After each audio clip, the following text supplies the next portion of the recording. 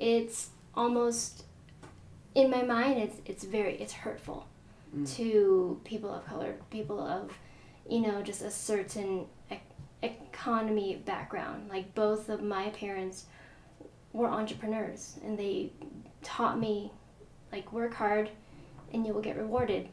Well, I worked hard and I didn't get rewarded. Therefore, I decided to own my own business because I wanted to open up the opportunities that I thought if I just worked hard enough, I would. And I know for a fact that I was passed on certain positions in my workplaces because of the fact that I was a woman and I'm color in Denver. And it's hurtful.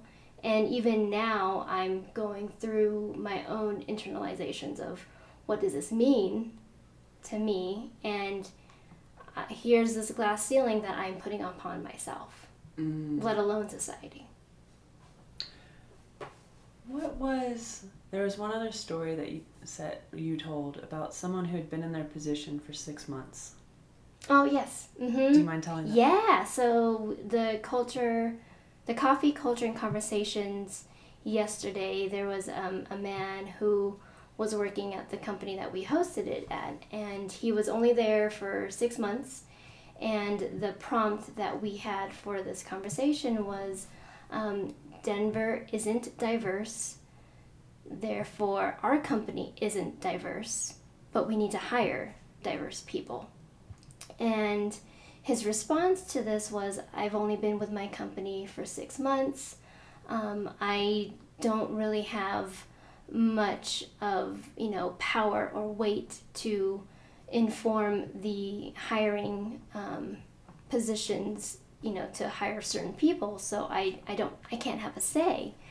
And I, asked a little bit more about his background, and he's been only here for less than a year. He was living in Oregon. He helped do some recruiting of students at the University of Oregon. And I asked him, like, well, that sounds like a big school. How many students attend? He's like, about 25,000. And I'm like, okay, well, if you recruited to that school, I'm sure you recruited from all types of backgrounds. And he's like, I did. And I'm like, okay, well, don't you think that you have some power within your background to help influence at least the people who are hiring? Because you are white, you're a man, you have the white privilege, and you can see some of the gaps in your company that they may not have seen before. So I think you have power. He's like, cool. I think I'll take that. Yes, thank you. And that was really empowering. I was like, yay! Because you do have power. Like, just because you're in a company for X amount of months doesn't mean you don't have any power. Like, you're working hard to be there.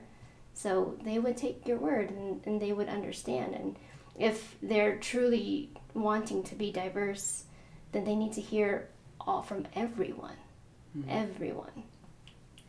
Well, that, and just by the nature of you being in that company, if you had to go through any sort of hiring process or any sort of vetting process, or you had to interview with anyone, you are there for a specific reason. And from experience, I can tell you that as a business owner, when I hire someone, day one, I want them to bring their expertise and I want them to come into that room while standing in their power and being like, this is what I see.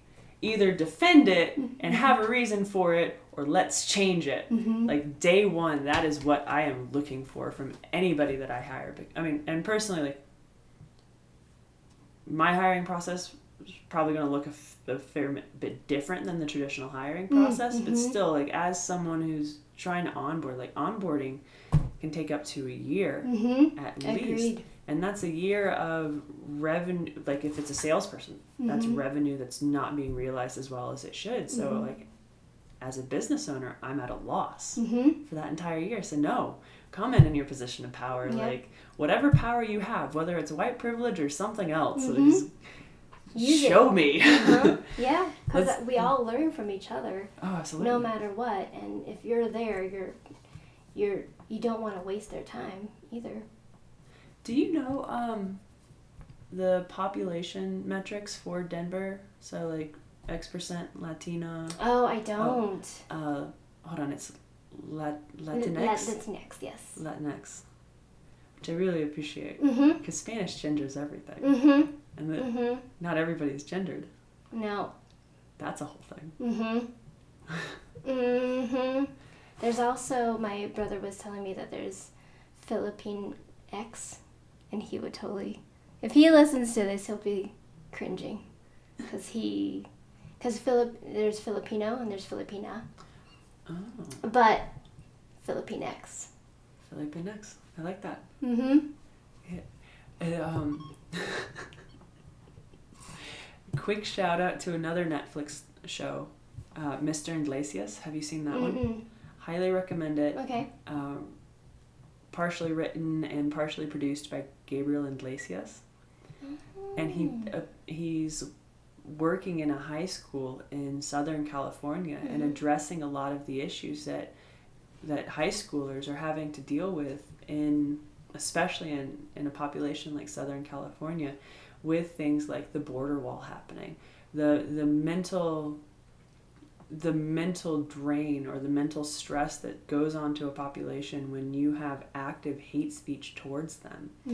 Like that alone, and then you take that and you layer on puberty, and then you layer on the politics of high school, because I don't know about you, my high school experience was questionable at best. And I, like, just the mental strain that puts on. Yeah. But that's one of the things that he addresses is the Latinx, and he does a beautiful job writing himself I'm not sure what the team structure looks like, but in writing, because he takes the opposing view of Latinx. Well, that's just a dumb word. Like, why does it matter? And so through the episode, and they're short episodes, like 30 minutes, and through the episode, he goes through this entire transformation of like, no, this is a dumb word, and then he has conversation, he has dialogue with a young Latin female, and she like changes his mind, and he evolves, and he's like, you know what? You're right. I was rude. Yeah. Yeah. Oh, it's through conversation though. Okay. Microaggressions. Oh, yes. What are those? Those are subtle digs at a person or a stereotype of a culture that the person may not have known they were acting on. So for example, a question that has been asked to me, especially living here in Denver, is, what are you? And the intention there is, I'm curious to know what your background is. But what are you, in my mind, speaks, you are not a human. So what are you? That's a microaggression. Interesting. What are you? Do you have any other examples? There was this amazing article. I forgot who sent it out. If you literally look up microaggressions on Google, it was a Harvard, the Harvard Journal did. They asked the students of Harvard to, give us some examples of some microaggressions that happened to you. And so there's these beautifully pictured statements that they wrote on it. One of them is, oh, for a Black person, you speak really well.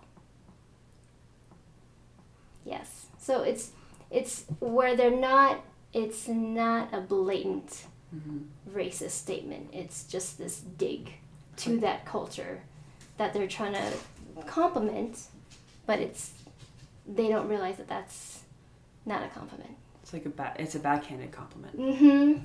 Something else that I also get a lot of is, oh, your hair is really different. I like it on you.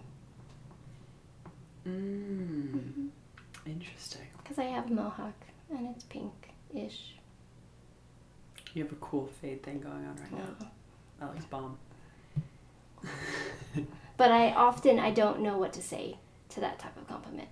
Because I know that, yes, my hairstyle is something that not everyone can pull off, but to me, it is backhanded. It's very much like, oh, that hairstyle is different, but I like it on you. Okay, well, I'm gonna have this hairstyle no matter what, so bye. That's me. Oh, that's really funny. I forgot what it was. I had this conversation. I think it was a conversation with somebody. Might have been myself, I'm not sure. We get those. And I just realized how I was complimenting people. And it was like, I was saying like, oh, I really like whatever. And so it's like, oh, well, I'm, pushing my approval, or it was some sort of like weird, like I got in my own head about like, oh, I like this. It's like, well, I could just speak to the thing like, wow, that's a really beautiful dress, and like take myself out of the equation for the most part. Yes. And just like compliment whatever it is and not have to, I don't know, make it about myself, I guess. And that's another thing that with our like diverse and inclusion trainings, and even in the culture coffee conversations that we had yesterday, was microaggressions. And sometimes we say things that we don't realize that the other person will take. And it's about the power of the pause, to pause it out and just be like, oh, I just did that. Okay, I'm sorry. And then to make it not about you. Because it's not about you. It's how did that person take it, and taking you out of that context. Another thing that I've been working on is complimenting character versus the outside. Because as I'm growing into my own power, I'm realizing that my sense of style is quite different than other people, and I'm like, that's great, but know that I have a lot more going on than just my appearance. So what non-appearance things do you... Oh, that I like. One of my favorite nicknames is Pixie, because I was able to just bring sunshine wherever I went in the room. Yes, that's one of my superpowers. Right on. Only if the people that are receiving it should receive it, because this personality doesn't work for everybody. And so I choose who I get to share my sunshine with. The power of choice. Oh, interesting. See, going a little bit down the rabbit hole of the power of choice. So microaggressions, constant, right? How do you make the choice whether to confront someone or not confront them about maybe these unconscious biases or these microaggressions? And how do you go about that?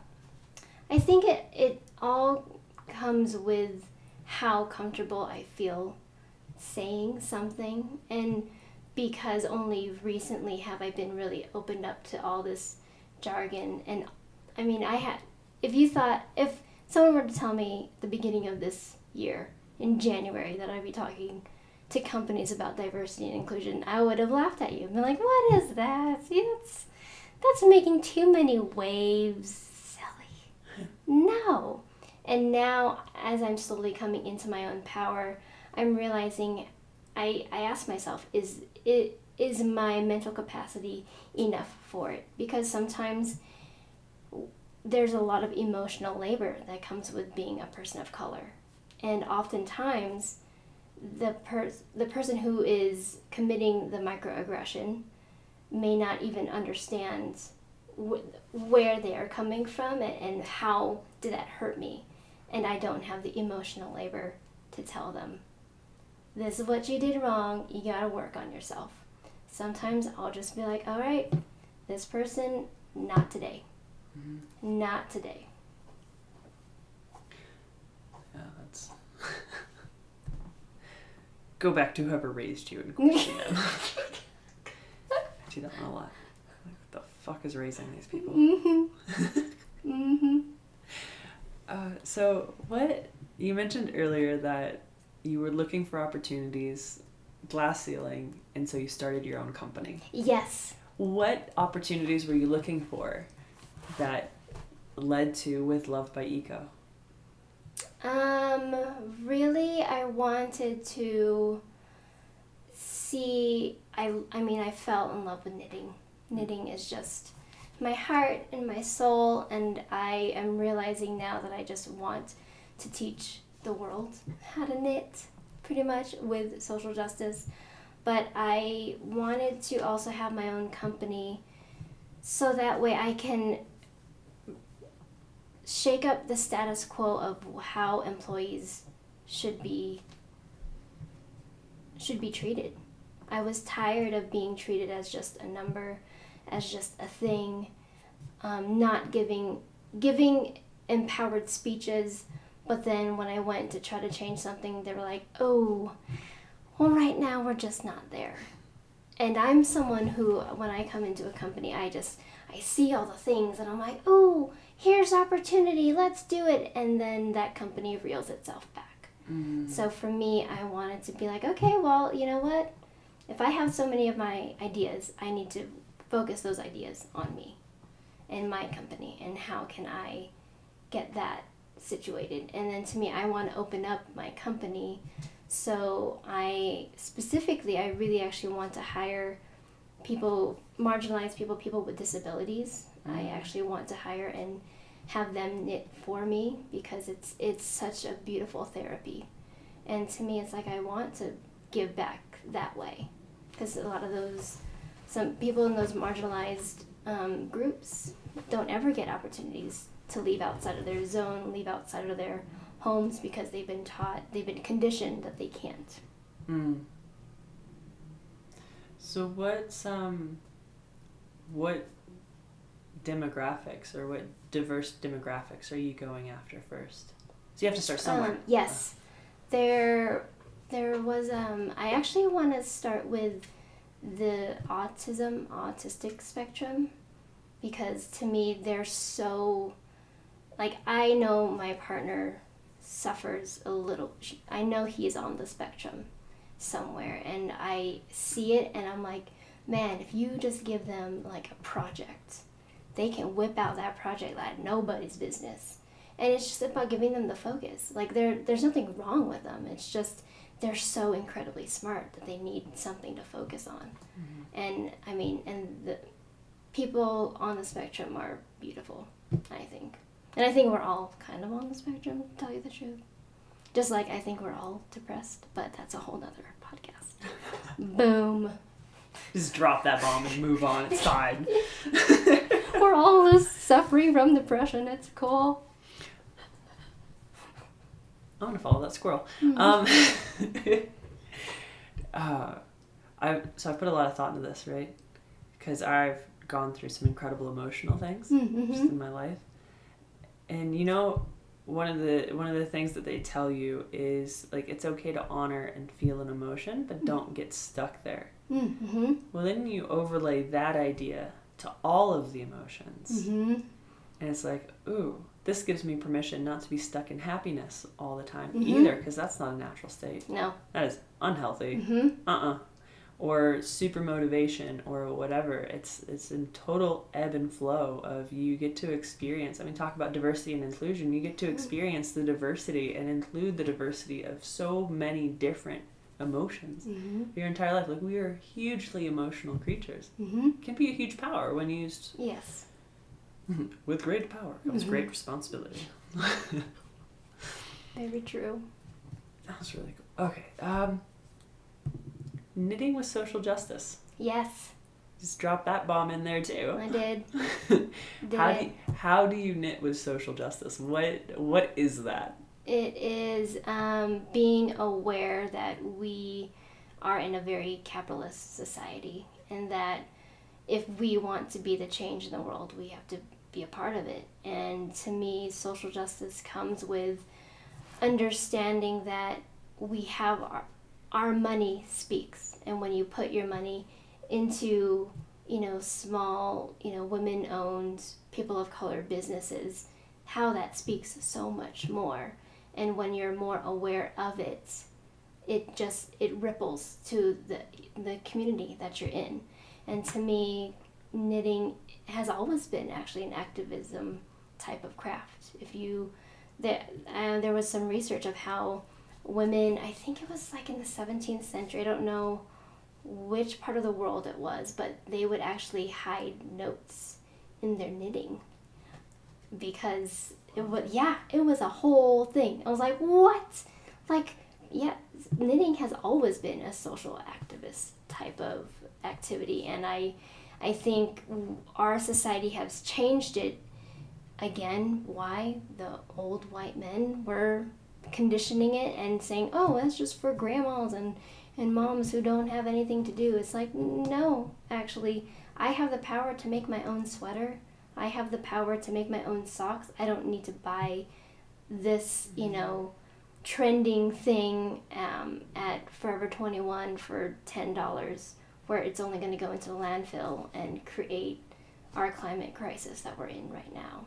So it's a whole thing of taking the power back through knitting. Very cool. Mm-hmm. How has the mission or the vision that you have for With Love by Eco been impacted with your work with Mo and Culture Energized? I find that there's definitely parts of it that intersects, where the diversity, but also the authenticity that we both bring to our trainings, to the groups that we work with. Like there's just this level of integrity that we both have for ourselves, for both of our companies, and therefore it just gets, again, rippled into the communities that we're in. And I love it because, to me, diversity and inclusion has been something that I thought of in the back of my mind, but being with Mo, it's like, oh my gosh, I can do this now. I can make it happen. And then along with my company, she's giving me resources and sources for my own sake to be like, oh, I can have these conversations and know what I'm talking about, which is awesome. Nice.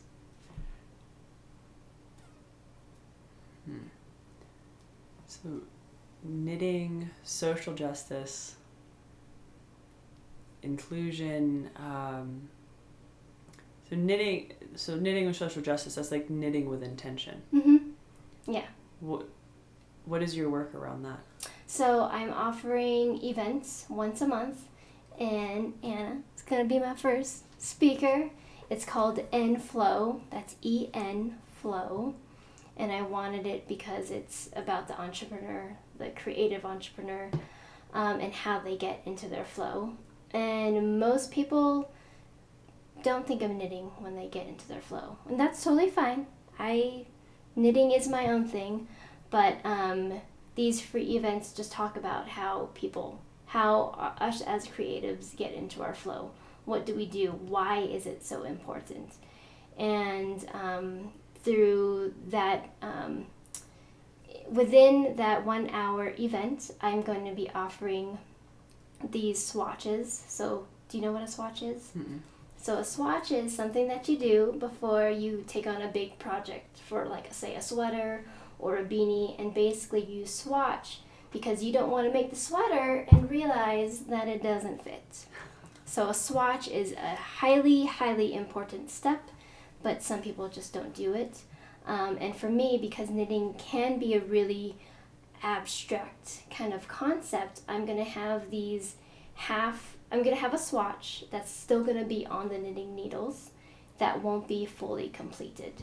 Mm-hmm. So it'll be on the table as the participants enter this room, and I'm going to ask them to pick it up, feel it, look at the textures. I mean, squishy yarn is just squishy yarn, and it's delightful. And to see what knitting could look like.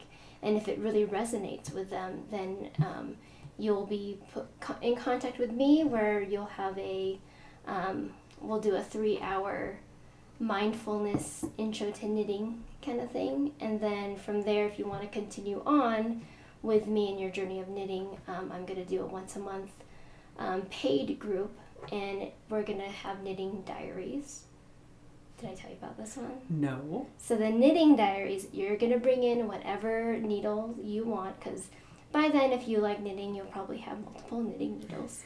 You'll bring in your knitting needles. I will provide the yarn.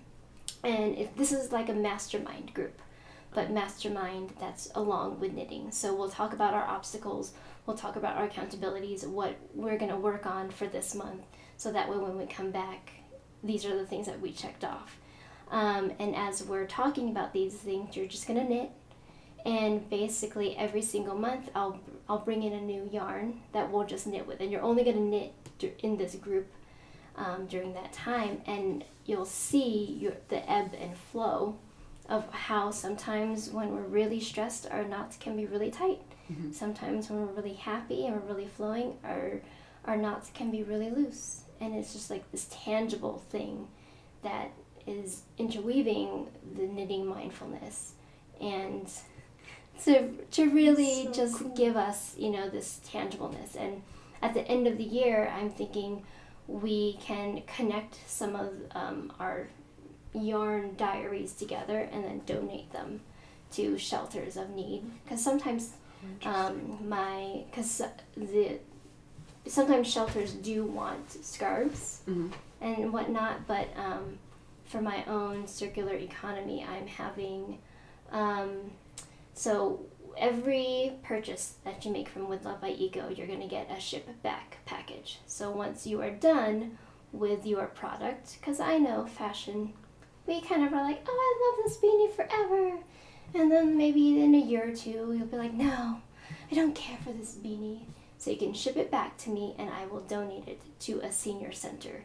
Because seniors are really, that's where my target market would mostly be in, because for a lot of homeless shelters, they don't need luxury items. Mm-hmm. Beanies are kind of considered a luxury item in a weird sense, but it kind of is. Mm-hmm. So to me, a senior center would be a great way for my With Love by Eco to kind of continue on.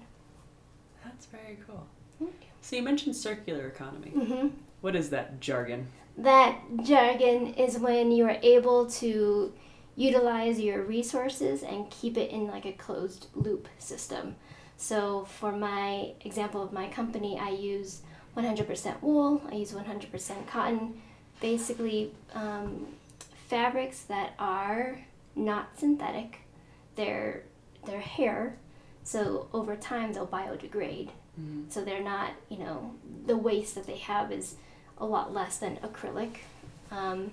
And I'm using my resources and I'm closed looping it by you giving it back to me. So it can continue on into just another journey and it not just be into the landfill. Oh, beautiful. Mm-hmm. Are you finding any connections between your diversity inclusion work and building a circular economy? Now that you mentioned it, yes. Because to me, diversity and inclusion makes companies stronger.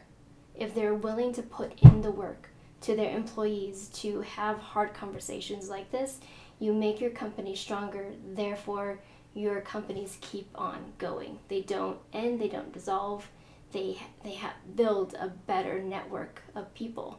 Mm-hmm. And to me, how can our economy thrive if stores and businesses are constantly closing? Mm. So yes, I didn't even make that connection, but now I do, and that's kind of beautiful. It's also interesting from just like as a business, you have, we don't live in a closed system or in a vacuum. Like there's always implications of something, and so having a more diverse brain trust to be able to pull from, you could probably get new product and service ideas to help build on the layers of your business. And so you get to start reusing things and then multi-purpose things and extended lifespans or mm-hmm. different lifespans, and that just feeds into the circular economy in kind of a beautiful way. Yes. Wow. Agreed. So your work with Mo, mm-hmm. how can we learn more? So Mo, you can contact us at cultureenergized.com. You can also follow us on Instagram at cultureenergized.com, Facebook, And Mo Abdallah is her name on LinkedIn. Beautiful. And then one more time, your stuff. With Love by Eco. You can find me at Instagram. Boom boom. Where's your shop? My shop is at my home. Oh. It's an e-commerce shop. Oh, right on. So we would just contact you through Instagram and be like, hey, I want a beanie. Yes. Give me your luxury items. I got you, boo. Mm-hmm. That is awesome. Elyse, thank you so much for your time. This has been delightful. Yes. Thank you, Anna, for having me. I'm so thankful that I got to do this. It was awesome. Da-da-da. And we'll wrap with that.